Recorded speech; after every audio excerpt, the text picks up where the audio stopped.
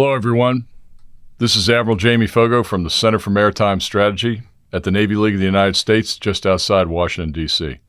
You're listening to Maritime Nation, the Center for Maritime Strategy's podcast designed to dive deeply into the policy challenges facing America's sea services and the role of the United States as a sea power on the global stage. Welcome back to the third season of Maritime Nation. This season is produced with support from Dataminr. Dataminr is recognized as one of the world's leading AI businesses. The company's clients are the first to know about high-impact events and emerging risks so they can mitigate those risks and manage crises more effectively. Dataminr solutions are relied on 24/7 by hundreds of clients in over 100 countries across 6 continents to help them solve real-world problems. While in uniform, I relied on Dataminr First Alert for situational awareness within the ever-expanding publicly available information space. I'm delighted to be joined today by Admiral Daryl Caudle. He graduated magna cum laude with a Bachelor of Science degree in Chemical Engineering from North Carolina State University in 1985, and then completed Officer Candidate School. He holds advanced degrees from the Naval Postgraduate School, where he graduated with distinction with a Master's of Science in Physics in 1992, and from Old Dominion University with a Master of Science in Engineering Management. He also graduated from the School of Advanced Studies, where he obtained his Doctor of Management in Organizational Leadership with a specialization in Information Systems and Technology. Admiral Coddle served various posts during his sea tour assignments. Division Officer on USS George Washington Carver, great ship. Engineer on USS Stonewall Jackson, the Stony J. Executive Officer on USS Montpelier down in Norfolk, where I was. His first command assignment was as Commanding Officer, remember, I said first, and that's a hint, Commanding Officer of USS Jefferson City. But while appointed to Submarine Squadron 11 as a Deputy Commander, when some ships have problems, the Deputy gets to fleet up and be CO again. So he got to do it not twice, but 3 times. As Commanding Officer of USS Topeka and USS Helena, and he fixed both of those boats. He also commanded Submarine Squadron 3 as Commodore. Admiral Coddle's short tours include assignments as the Assistant Force Nuclear Power Officer, and I knew him when he was down there doing that, and he did a great job. So we sent him to be the officer in charge of the moored training ship. Kind of a funny name, but it's a submarine alongside in Charleston, South Carolina, and serves as our prototype for training new nuclear graduates of Nuclear Power School. He was Deputy Commander of Submarine Squadron 11, Assistant Deputy Director for Information and Cyberspace Policy on the Joint Staff J5 in Washington, D.C., and Chief of Staff of Commander Submarine Forces U.S. Pacific Fleet, working for a great guy and a classmate of mine, Admiral Caldwell. That's exactly right. Admiral Coddle's other flag assignments include Deputy Chief for Security Cooperation in the Office of the Defense Representative of Pakistan. Wow, that was an interesting job. He directly supported coalition forces for Operation Enduring Freedom. He was Deputy Commander, Joint Functional Component, Command Global Strike, Deputy Commander, U.S. 6th Fleet, and Director of Operations for the U.S. Naval Forces Europe and Africa, and Commander of Submarine Group 8. Where he directed combat strikes using the first ever dual carrier operations with allies in support of Operation Inherent Resolve. And that's when we worked together in Naples at another time in our career, and I was delighted to be there with you, Daryl. He designed and planned the direct combat sorties for Operation Odyssey Lightning in the country of Libya after ISIS came back. Later on, he was commander of the U.S. Submarine Force, Pacific Fleet, and Vice Director for Strategy, Plans, and Policy on the Joint Staff in Washington, D.C. In July 2021, he was nominated and confirmed for promotion to 4-star Admiral to succeed Admiral Chris Grady as Commander of United States Fleet Forces Command. Before that, he was Commander of Naval Submarine Forces, ComSub 4, Commander Submarine Force Atlantic, and Commander Allied Submarines Command. These different roles allowed him to be responsible for the submarine force's strategic vision, commanding all Atlantic-based U.S. submarines, and he was the principal undersea warfare advisor to all NATO strategic commanders and submarines. That's a lot. What a great curriculum vitae, and you're still going strong. Admiral, welcome. Thank you, sir. It's great to be here. Great to have you here. Yeah. Now, folks, before we dive in, you know it's our tradition to kick off each episode of Maritime Nation with a featured term from the Naval Terms Dictionary, my plebe edition from 1977. And there's no more appropriate term for the Commander of Fleet Forces Command than fleet. And this is what it says about fleet. It refers to an organization of ships, aircraft, marine forces, and shore-based fleet activities, all under a commander or a commander-in-chief who may exercise operational and administrative control. Also, it can refer to all operating naval forces, and that is Admiral Daryl Caudle. Now, I said the definition back in 77 refers to a commander-in-chief. Before Donald Rumsfeld, we used to call it Sink Land Fleet. Yeah. As far as I'm concerned, sir, we ought to bring that back. But let's get on with our questions. So question number one for Admiral Coddle. This is kind of a baseline for our listeners today. Can you explain to us exactly what your job as Commander of Fleet Forces Command? You do so many things.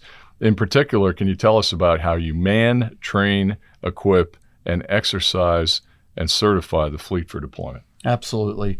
First, Jamie, thanks for having me. Great to be here with you. It's awesome. Coming in here at the end of the year, looking forward to a great 25 kicking off here soon.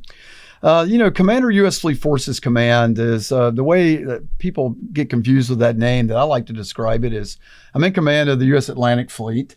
That's about 125,000 people, wow. Sailors, civilians, and that work for me in that capacity. I also have about 1,000 airplanes, 125 ships and submarines that form that part of my job. In that job, like you said, I organize, train, and equip those forces and certify them for worldwide global operations to combatant commanders and Navy component commanders. So that's my Title 10 responsibility.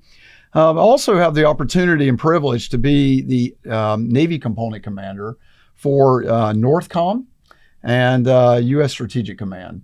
So I also am responsible for the fourth generation and operational control of all of our strategic forces and Navy nuclear command control and communication systems. And then under my NAV North hat, I command forces as required to do maritime homeland defense. So you can think out of area submarine deployments from adversaries. And in that, I work very closely with Admiral Munch to basically work across those unified command plan seams. And I work with Admiral Kaler on the western side to do the same thing there to ensure our homeland is defended from threats from the maritime. So it's a big job, but it's one that I've got a great staff and a lot of support to accomplish all those missions. 125,000 people, plus you're working for a lot of different folks and combatant commanders. NORTHCOM, big role in homeland defense, and then you've got all the nuclear NC3 that basically, I know that's coming under STRATCOM, but they depend on you to keep those SSBNs out there at sea. Just amazing. And I'm really happy to hear that there's a harmonious relationship with Admiral Munch and Admiral Kaler. With me, it was Admiral Grady and Admiral Long Aquilino, and we got along famously and we got stuff done. So as I'll call you Sink Land Fleet, I'll get in trouble, you won't, or Sinkus Navy or Sinkus Land Fleet. How much of the Navy order of battle comes under your purview, and what kind of challenges do you have in carrying out the mission? Well, a long time ago, meaning, most of our careers, the Navy made a decision, and predominantly just due to geographic size, to split Pacific and Atlantic forces 60-40. So yeah. we were way ahead of other joint services on this, just through the nature of the presence operations we needed to conduct in the Western Pacific. And just the time distance problem, it naturally leads itself to needing more force. And that's right. Why we have a lot of forward deployed naval force there, just due to that transit tax that the Pacific entails. It's about 3 times the Atlantic. So it's a big ocean. So I'm about 40% of our Navy. And so I generate that 40% for operations in the EUCOM and AFRICOM and CENTCOM areas of responsibility, along with the global operations of all of our strategic forces. Yeah, and you mentioned FD&F, and I got to Sixth Fleet in 2014.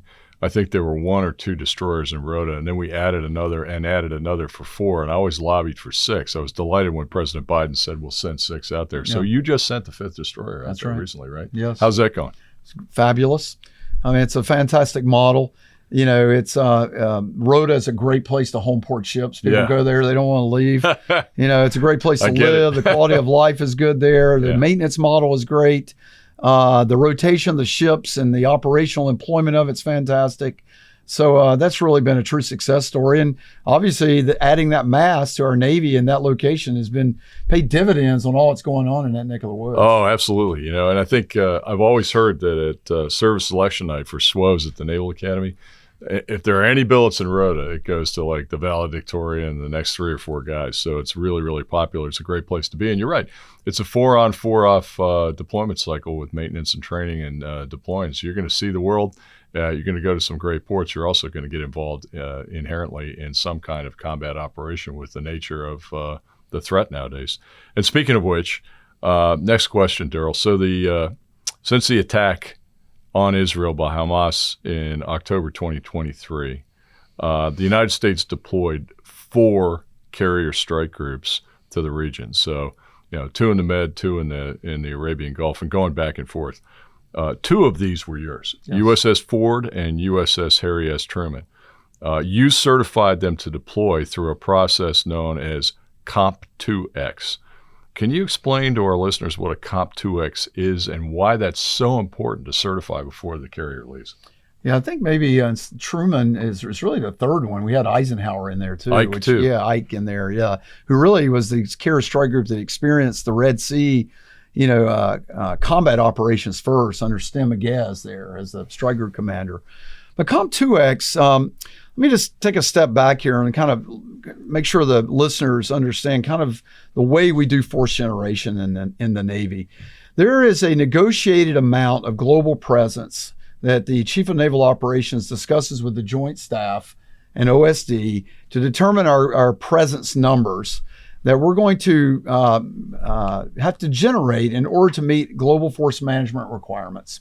And so you can think of that's 10 to 11 submarines worldwide at any given time. That's close to a 1-0 carrier strike group presence at any given time. And that conveyor belt, that machine of force deployment is laid out over a 9-year plan, because it's about a 3-year cycle to generate our carrier strike groups. And so we do that under the requirements of the Optimized Fleet Response Plan, or OFRP. And this sets the cyclic nature of this peacetime deployment model, which starts with a basic phase, moves to an advanced phase, goes to the integrated phase in which we conduct the Comp2X, and more about that in just a second. And then we deploy, and then we come back and get a large maintenance phase, and where we also do modernization, and we just rinse, lather, and repeat. And so the culminating event for a strike group is the Comp2X. And the Comp2X is a certification event in which technically what gets certified there, although the CVN and the Air Wing are out there along with the crew des, what's really being certified is the strike group staff and the actual warfare commanders. We're making sure that they can integrate forces across all the assigned missions and tasks and do that in a way that's at standards in all those mission areas. And we do that through a certification arm that I have called Strike Group 4. So the commander of Strike Group 4, I know it sounds odd, but that's another flag officer in charge of that strike group with a team that embarks, does that certification for me in Strike Group 15 under Webb and 3rd Fleet in the Pacific. So those 2 strike groups are training and certification strike groups. And I can just tell you, Jamie, that the evolution of Comp2X has just been extraordinary. So a lot of that's been enabled by live, virtual, and constructive technologies to actually bring that to bear and actually utilize that more effectively. The learning that's going on at pace in the Red Sea gets factored back in. What we're learning from how to conduct high-end combat in the Western Pacific gets factored in. So a Comp2X Atlantic Fleet carrier strike group is, of course, 6th Fleet centric, because that's my primary customer. Right. 5th Fleet, I do a section of it for 5th Fleet with all those lessons learned. And then we end with a kind of a maneuver phase, which is all about how we're going to do operations in the Western Pacific under 7th Fleet construct. So they're getting some of everything in a very well thought out, balanced approach. So when they leave the pier, they're certified major combat operations, and they've had a touch of all this, so that all that learning's been baked into that event. That is fantastic. Thanks for that tutorial. Very detailed and in terms that our listeners who are not familiar with naval operations can understand. And also, thank you for the reminder on Ike. We had the Strike Group Commander in here for a special topic discussion on the anniversary of the attack by Hamas around the beginning of October, and Admiral Miguez just hit the ball out of the park. I've also done a podcast with another favorite naval officer and flag officer friend of mine, Hack Hakamzada, who was the commanding officer of USS Mount Whitney when I was over there at 6th Fleet. Yes. He's just doing a great job. But the LVC is very, very important, the live virtual. And I know that's also saving us money, wear and tear on our people, and reducing our carbon footprint. Because if you can do the training in port and you don't have to go to sea, you're not burning fuel and you're not breaking things.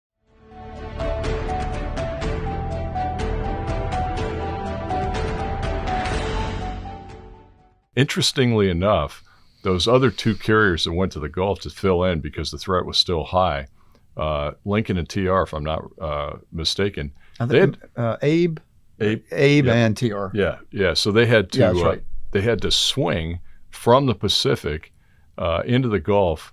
They got there very quickly because of nuclear propulsion, and we actually gapped the Pacific theater because that threat was so high. Yes. Yeah.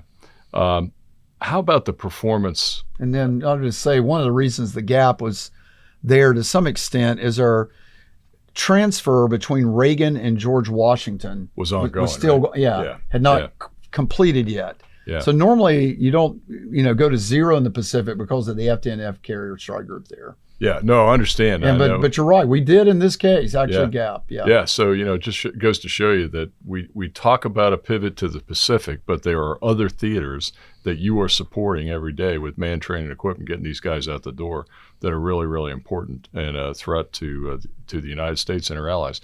And the other thing that I love about this is we're talking 5 carriers over a little over a year, and my favorite mantra comes from the Clinton era, when President Clinton was quoted as saying, "Hey, anytime there's a crisis in the world, President of the United States wakes up and says, 'Where are my carriers?'" Because he knew the value of it, and so does everybody else. Yes.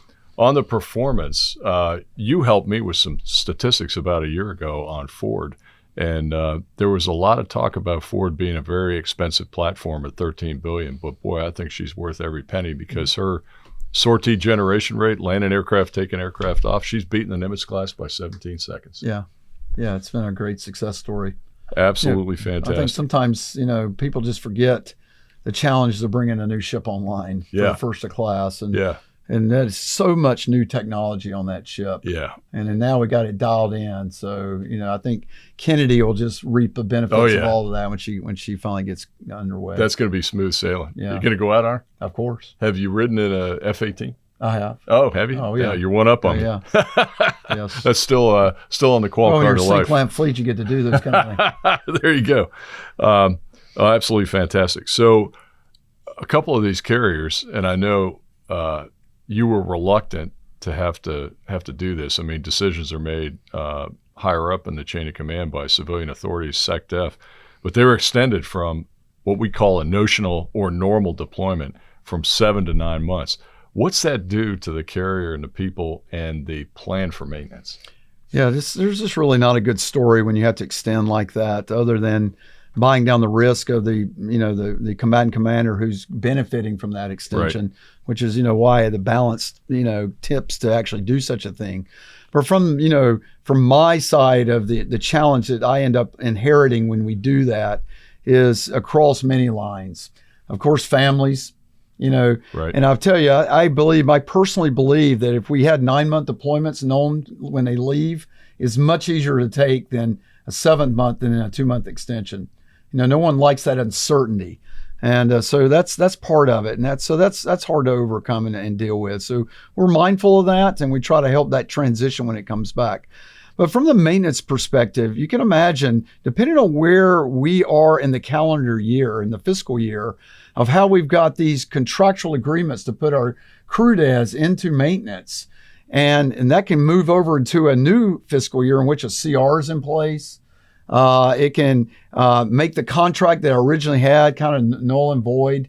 And we're really working hard, Jamie, on the planning aspects to get these contracts left, to give these yards more stability in their workforce, Roger that. allow them to plan, level load it, and so that we can actually improve the on-time completion and quality maintenance. So when you do these things, it just jams. Now, the other thing is the ordnance shortfalls makes us have to do a little bit more of a kabuki dance, if you will, on getting the right ordnance off of one onto the other when these extensions happen as well. Yeah, no, very, very difficult. And glad you brought that up. And perhaps we can talk in a minute more about Ordnance in the magazine. But I'd like to talk about the fleet's performance in the Red Sea. These are pretty much all your ships, or the preponderance of your ships that are going over there. You've certified them, and they're operating in a bona fide combat zone. You enter the Suez or you enter the Bab al-Mandeb, you're going to get shot at.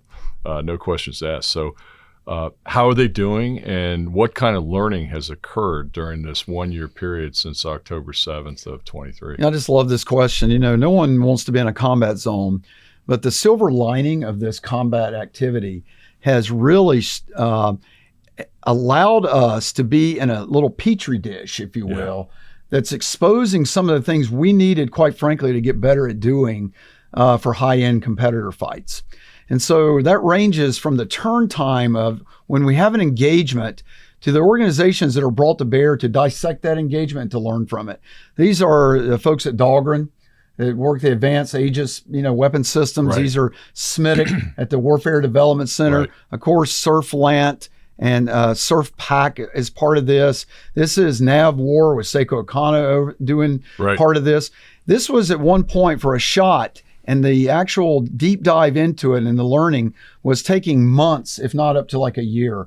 We're now in days after that shot, having all that recorded, downloaded, moved to the right people for review, and basically anything that needs to be fed back, from enhancing shot doctrine to settings of the spy radar, the Aegis combat system, to numbers of missiles and missile types that ought to be used for certain types of engagements. This is moving, no kidding, at pace. So that has been a tremendous success story. It's also another artifact of this is learning how to do better expeditionary reload and repair. So, there is nothing more about special sauce than the United States than our ability to have friends, partners, and allies that allow us to use some unconventional ports often to actually do our reloads in. And so we've been stressing that in the Red Sea as well as part of that. And I'd say the last thing where was a lot of learning, and this is some of the vision of Admiral Franchetti, is she got all of her senior leaders together recognizing that these sailors have been in combat. So we built out a continuum of care that we did first with the Ike Strike Group. It started on their transit back, deep diving every individual sailor to make sure we knew the needs of the stress that they've been under by operating in that weapon engagement zone, through, by mental health technicians, chaplains, psychologists, there are social workers that are deployment resiliency coordinators, all that spectrum, and actually at an individual basis getting assessment of those folks. And then we were ready for them when they came back to the pier with a hero's welcome. So they felt like we were embracing them, and then that continuum of care continued. And then we're tracking those folks out to 90 plus days to make sure that there's no bad long-term side effects of the operations in a combat zone. That is fantastic. You talk about morale, mental health, a long time at sea, 9 months for our sailors. And I know that you and Admiral Franchetti have done a lot to improve the quality of life. The guy that was out on the Ike, Chowder Hill, the commanding officer who's set the standard for how to be the CO of a CVN, was just a huge morale booster and a big social media guy.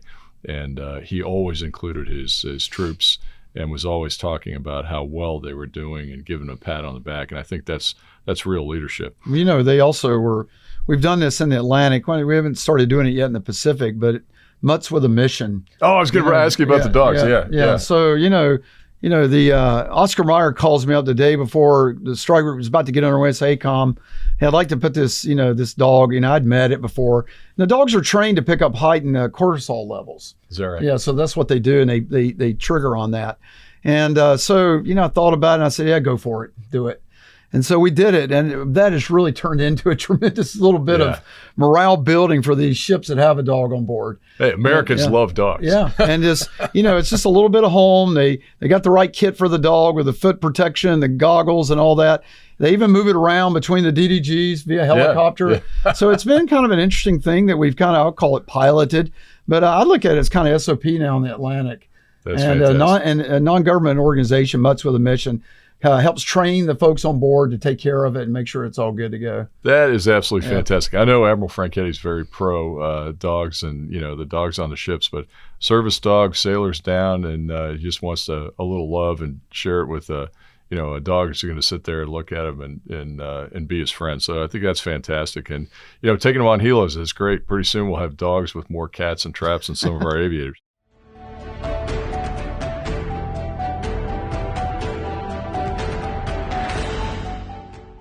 How about the Whitties, the young officers who are trained to a real fare thee well level of tactical employment of weapons, whether it's undersea, on the surface, or in the air? How are they doing? Great. This is a place where, the submarine force, we like to tout we lead turn kind of innovation like this. Yeah. But this is a place we played some catch up.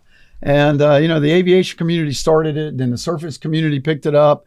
And the tactics that we're employing are growing and in complexity and sophistication and integration at a pace, Jamie, that these pros, these WTIs, are digesting that information and helping integrate that into the mainstream population of the general purpose officers out there in such a sophisticated way. And that's from the schoolhouse to the warfare development centers out at Fallon, of course, and places like that, where this level of understanding of the fight and how we actually conduct high-end combat is just moving this at pace.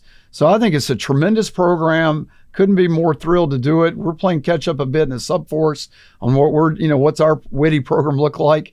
But it's well integrated and highly effective. And they have a payback tour with it. So my goal is to protect these people. Right. What I don't want to happen is, you make a commitment to go do this extra thing, and then I think we have to take care of them so that they're commanding our ships. They're being the commodores of our ships. That's the folks you want. Absolutely. Those are the guys that are the true war fighters that Admiral Franchetti talks about in her Project 33. And, this real-time feedback, with the types of things that can be transmitted across the air to go to Dahlgren, or Whitties analyzing a problem or an attack on a U.S. vessel. And then it is corrected. If there's anything that is a gap or a seam, it's corrected within a day. That's amazing. If you think about World War II, when all those guys went out to, fight the Battle of the Pacific against Imperial Japan, and our torpedoes didn't work. Yes. And our tactics weren't refined. And so they could send a message back and say the torpedoes were a dud. But what are you going to do about it? They have to come back into port, or this tactic is not working. We've got to do something else. So we are so much better off today with that real-time tweaking of the force to make sure they're safe and lethal. And I don't think any other Navy in the world can do this. No. And this extends, we could spend a whole session on this topic, but I'll just give you one other vignette, is, threat libraries have to be updated. A lot of our electronic warfare systems, our decoys, and all of those things depend on up-to-date signal intelligence, and those libraries have to be updated.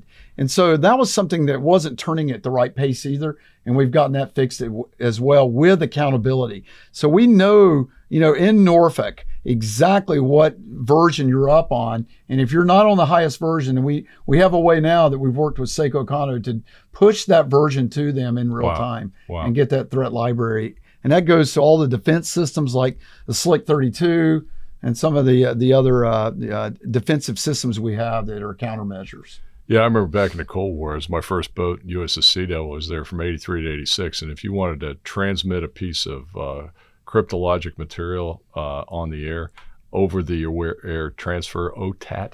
You'd sit at periscope depth for hours and sometimes not get it. And nowadays, everything's instantaneous. Yes. Satellites work, connectivity works, our antennas work, and it's just absolutely fantastic. You going to tell that story at SNA this year? Oh, I don't know. I'm going to make SNA special. It's probably my last one. Is that right? So, yeah, so I'm going Sorry to hear probably that. come in with something, a little. Oh, is that right? Yeah, I got to think about that. Yeah. Oh, by the way, I love that venue. I think it's super. It's great. Yeah. It's great. Yeah, I'll be there. I'll be out at West. But I also want to give our listeners a heads up that you had a pretty cool Army-Navy commercial. So they can get online. And is that on your yeah, it's Fleet all my Forces social website? medias. It's funny. It predominantly displays my front office, and it's pretty clever. So All I right. do recommend it. All right. Highly recommend it. We're going to listen to it here at the Navy League after you depart this afternoon. We talked about ordnance. And, you mentioned how we're having to schlep ordnance from one carrier to the next, and that's a huge burden, both logistically. Transferring missiles is not something that you do wantonly. There's a lot of safety and a lot of oversight that has to go into that, so that burns up time and bandwidth. So our magazine is down right now because we've been shooting down a lot of missiles and drones and defending ourselves. I have always thought that perhaps we ought to ramp up the Defense Production Act and really get industry to lean in. I mean, what are your thoughts on that? Yeah, it's a complex problem.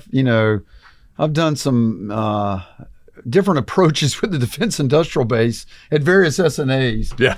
I've had some, calling them out at one end of the spectrum and partnering with them at another end. And, there's just no easy solution here. This is really tough. And there's a lot of reasons that I've delved into. We could go into why it's really hard. But needless to say, it's not where it needs to be. And just like you're seeing with Russia and Ukraine, I mean, ordnance is what it takes to actually win. I mean, that's the center of mass of how we actually deliver violence is, Right. Ordnance. Yeah. And so, that's you can have the greatest targeting system in the world. You can have, the greatest maneuverability. You can have all these things, but at the end of the day, the way you actually deliver fires is what we're there to do. And that's the kind of the blunt end.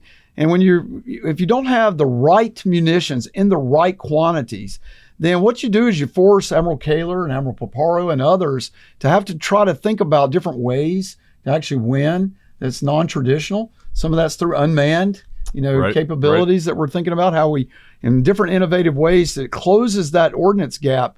But there is just no excuse for us not have the ordnance that we need. I agree.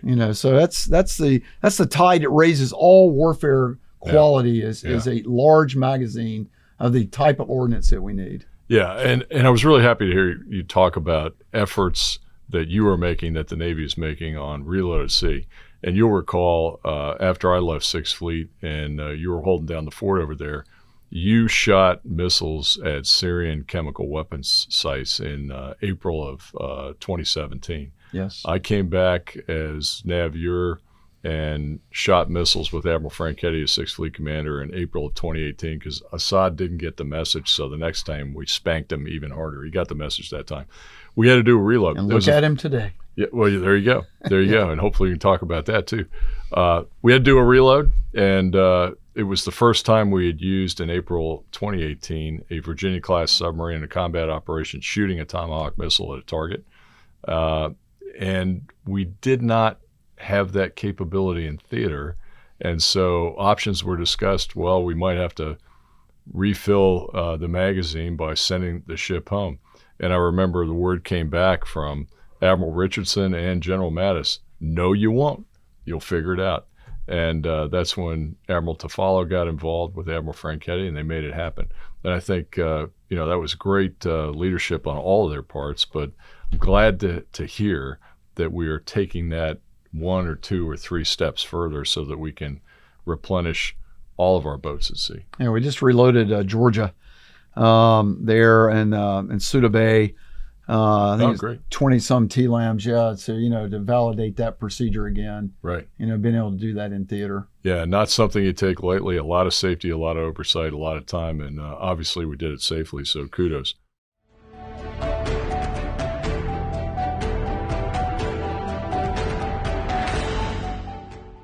How do you see the Russia-Ukraine conflict influencing other potential conflicts? We always talk about pivot to the Pacific. And in your training curriculum, are we preparing our teams for just regional conflicts, or are we preparing them to do what those two carriers had to do in the Pacific, and that is swing to another theater, which is different geography, different oceans, different conditions, and different enemies? Yeah, I think that's a bunch in that question. I'll start with the part about the Ukraine and Russia and what we're learning. I think it's pretty obvious that one of the big takeaways from that is logistics. Right. So we're seeing the need to be able to continually rearm at pace to support the fires density necessary to keep people back on their heels. That also ties to domain awareness and ISR and being able to understand the targeting cycle.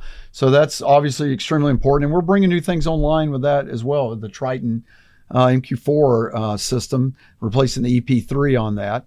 And then, of course, there's a will and resolve piece.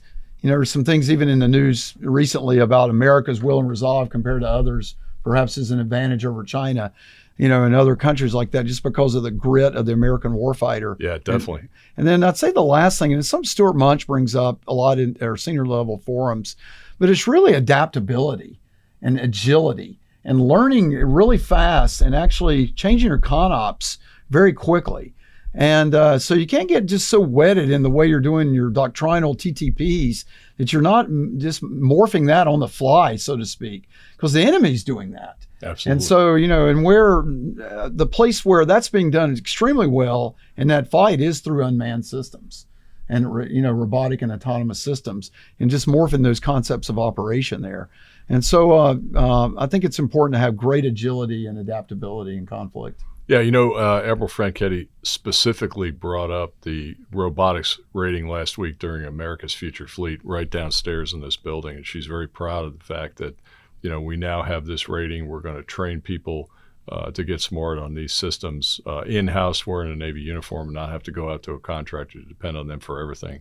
And that merging with artificial intelligence and some of the incredibly powerful hybrid warfare systems we have out there is going to make us a stronger and more lethal Navy. So I'm very happy to hear that. You mentioned Syria, and I just am flabbergasted at the course of events that have taken place in the last couple of weeks. And a little background note on this, when I was working for Admiral Mullen on the as chairman of the Joint Chiefs of Staff as his EA, I'm with him pretty much all day. And the Russians deployed backfire bombers back in 2008 to the country of Venezuela. And he had a press conference, and, John Kirby was his public affairs officer for years and would always have to prep him for, what kind of questions they're going to ask you at the podium, boss. And one of those questions was, you need to be prepared to answer the question, the Russians are in Venezuela with these backfire bombers. Does that mean it's the first domino, and is everything going to go, communist in South America? And Admiral Mullen took that one really lightly, and he goes, really? And I remember the comment, welcome to my world, and we're kind of sitting there, and he goes, yeah, just try, sustaining a force, whether it's a Navy or a Naval Air Force, halfway around the world, and you're going to find out how hard that is. And, I didn't forget that when the Russians really kind of put their roots into Tartus and Latakia. They've been there since the father, Hafez al-Assad, back in the 70s, but they really ramped it up after illegally taking Crimea. And I wondered, how long can Putin afford to do this? And sure enough, we just saw the whole thing crumble. And they're offshore right now, so they've given up their place in the Navy base, and it's not safe for them to be in the Black Sea because the Ukrainians are so good at hybrid warfare. Were you surprised by all this? I mean, what'd you think? Yeah, no, I was surprised. It was one of these things that kind of, you watch the frog boil, and everybody's paying attention to this. Even when I was the vice director at the J5, we're briefing Syria operations to the chairman. But it's, you just think that there's kind of a status quo going on there between Turkey and the Kurds and these rebels and of course, Russia-backed operations. It's kind of, maybe there's an equilibrium set up. So I didn't see these advances moving so quickly. And then the next thing you know, there's an overthrow of the government. But, to this point about access basing and overflight being our special sauce, you can just see now the impact of this on Russia. Yeah. They can't get back into the Black Sea because of Turkey controlling, the entrance there during this conflict. Right. So now, they're either going to have to drive back up to St. Petersburg, right, or maybe they stage somewhere temporarily, maybe Egypt or Algeria. Yeah. But it's a problem for them. It is. And it's something we enjoy, again, is having great partners. That's right. And, and it's, navies, That's you got to be able to pull in. Yeah. You can't stay at sea all the time. That's right. When you can only call your friends North Korea, China, or Iran, you have a problem. And we've got hundreds of partners all over the world. So that's really good news for us. And I'm very happy to see Syria at least have an opportunity at self-determination.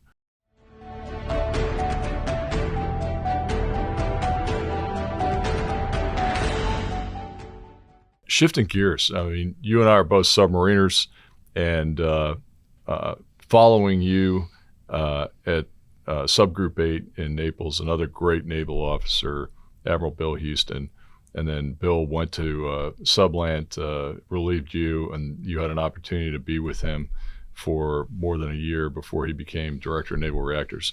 So he is a huge intellect like you, and I heard him speak at the Naval Submarine League Symposium a few weeks ago. And we talked about the industrial base. So the submarine force has taken on this very heavy lift to produce a Columbia-class submarine, 2 Virginias, and AUKUS in a year. And we're not there yet. We know that. We've fallen in production on the Virginias down to about 1.1, 1.2. But that's if you level the bubbles, or if you go apples and oranges to just apples and apples, a Columbia is about 2.5 Virginias, so we really got to produce 5 Virginias a year. When asked that question, how come it's taking longer than we expect? Admiral Houston, who's a Notre Dame grad, and we all know that because he rubs it in when they beat Navy, he said, "Hey, it's because of the 4 horsemen of the apocalypse from the Great Line at Notre Dame. The 4 horsemen are the lingering effects of COVID, which people don't understand because it's 4 years ago." Inflation, which has come down, but prices went way up and they've sustained, especially in shipbuilding. And then there's the supply chain and sole source, and finally, labor. So you've got a lot of programs, and you are turning over every rock and fixing things as you move through your tenure at Fleet Forces Command. I really admire you for that. But how are we going to get our arms around this problem, and how can we get to the point where we can build that 1 Columbia and the 2 Virginias a year? Well, this is one of the most challenging things. Let me just back up a minute. When I was on the Vice J5, and Admiral Gilday had been selected to be the Chief of Naval Operations, I see him there in the Joint Staff hallway there in the Pentagon, the E-ring, and he comes up and I congratulated him, and we're just talking a bit, and he goes, "Daryl, what's my biggest challenge? What am I going to face, as I move to be the Chief of Naval Operations?" And I thought about it for a minute. I said, "Sir, what you're going to face is we have a shipyard problem." I said, "We've had one. It's growing. It's significant. It's affecting on-time delivery from C&O depot availabilities, and certainly is impacting new construction. And we're just not delivering that." And this is before COVID. Mm-hmm. So this thing is brewing. We want to sometimes talk about it in the COVID sense, but this has been going on a while as we were getting kind of backed up here and not on plan with our performance. So, there's a lot here. We could spend an hour on this topic alone. But when I look at it, Jamie, there's things we're doing trying to optimize, and that's more improved IT at the yards. This is optimizing where the tools are. So I'm shortening waste steps by transits, pushing down authorities to get things adjudicated more quickly, killing, work stoppages and making sure we understand, why that's going on. Improving planning and buying long lead time materials, so we're not waiting for that. And there's a whole host of things. But in my opinion, all that gives you some incremental improvement. The real thing, though, this is about just the labor there, getting after this, turning to with very good project management, great oversight, knocking down barriers to stay on critical path. And at the end of the day, these are about the national treasure of the workforce at our yards, just getting after this at pace.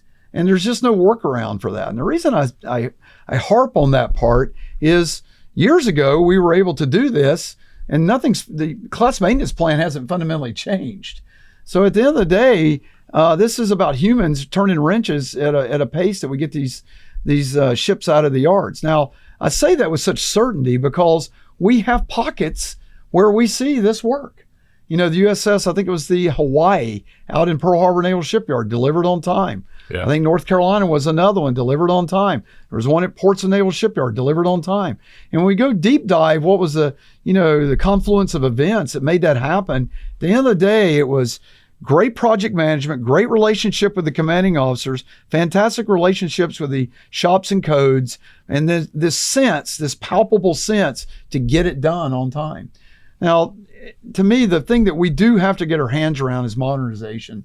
That is a challenge for us. Yeah. And the extent that we want to deliver the ship with the latest and greatest versus delivering the ship with maybe not quite so much capability, but still far superior than everybody else in the world, is a calculus that I know Rob Goucher's working on. Absolutely. Along with Brendan. And to the teams out there that are listening to this that do modernization for me, that we have got to get better at fitting those into the availabilities that we actually conduct. So breaking that up into pieces, so I don't take a ship offline for over a year to get it modernized. And so I just think there's some strategies there that we need to improve. At the end of the day, this is a people issue. C2, organization, and getting it done issue. Absolutely fantastic. And I'm heartened to hear that. And you mentioned Brendan McLean, the head SWO dog, my old mock director from 6th Fleet, really hardworking guy, very smart guy. And then Rob Goucher, of course, who was my navigator when I was in command, is doing a bang-up job. Rob was here for America's Future Fleet last week, and he talked about additive manufacturing, advanced manufacturing, how he had a very innovative idea. I'm sure he shared it with you before he did it, to have a Amron, a Commodore of additive manufacturing squadron. And that's Jason Deichler, who has done a fantastic job. I was at Industry Day down in Danville a couple of weeks ago, really impressed. I have to tell you, sir, we have had some incredible leaders pass through the doors of Fleet Forces Command in John Harvey, John Greenert, all men who I've worked for, Chris Grady, who I worked with overseas. But I have never seen anyone other than you who can ramp up to the strategic level and then roll up your sleeves and get right down to the deck plate level with our sailors to solve these problems. And it was unbelievable when Jim Kilby was down there with you too, yes, fixing things. Yeah. And so it is no surprise to me that the United States Navy has recognized you as a 4-star leader of this organization. And I hope this is not your last SNA. I hope I know there's more gas in the tank, and I hope there's another post out there for you. So before we conclude, I want to pitch the ball over to you for the last word. Anything you'd like to say? Well, we just came out of our, just in a couple minutes here, we just came out of our 3 4-star symposium. Oh, great. A 4-star sync before that, and a fleet sync. And where the focus of that was Webb Kaler got the opportunity to really educate the senior flag wardroom on his fight and his needs and his challenges. And it was really good. But I'll just say what that's built on, Jamie, is Admiral Franchetti's, America's warfighting Navy construct, which is warfighting, warfighters, and foundation. Yep. And just really a focus on that warfighters and foundation is really, to me, important. She's released her nav plan, which builds on that and puts that meat on the bones on what she's talking about. And then what I think is really good is her focus and her focusing the Navy on the time 2027, so that we're rallying and getting these things done so that if something does kick off in that year, we're ready. And I just think it's brought the entire team together in such a great way, and it's really smart. She's realized that as a CNO, there's only so much you can do. You only got so much bandwidth. There's only so much you can change things. These are big, massive, expensive programs. So she's cleaved out these 7 areas in which she wants to, as she puts it, put her finger on the scale. And we're there to help her. And these have to do with combat surge ready ships, This has got to do with live virtual constructive. This has got with delivering some of the capabilities that Webb needs and targeting and counter C4ISR and T. And she knows that she can, and by the extent of her job, actually influence these 7. We've got these mapped out for her. They're all stretch goals. And but I think they're the right things that the Navy ought to be working on, and including quality of service for our sailors. Yeah. And which I'm extremely proud of. In fact, I don't. The NDA hasn't passed, but I'm getting indications that 2 things that we've done in that are going to be pretty. They're near and dear to my heart. One is the DoD has now expanded Wi-Fi in barracks to all DoD. That's a Navy program. Huge It morale came out of the booster. GW investigation. Yeah. And the second one is no sailors living on ships. Is we're going to get authorities for E5 and below to get BAH. So of course fill our barracks to the capacity that we can, making sure those are great. And then if we can't, they can live out in town. So no sailor has to live on a ship. Yeah. Yeah. So which I think is way past its calling. I agree with you. And, we're a professional force and an all-volunteer force, and any privileges that those young men and women get are well-deserved for the price they pay when they go to sea on a carrier for 9 months. Exactly. So, wow. Well, what a great conversation. I'll tell you that as far as Admiral Franchetti's Project 33 and Nav Plan 2024, she was over here and explained it last week. And I was asked to write a sizable piece for the Proceedings of France. I'm a Francophone, and it's called Marine and Océan, Navy and Oceans. So I finished this piece a couple of days ago, and I used a couple of quotes from Admiral Franchetti, and I talked about, warriors, warfighting, and the foundations. La guerre, la guerrière, la fondation. Editor writes me back, says, we get warrior, we get warfighting. What the heck is this foundation? Yeah.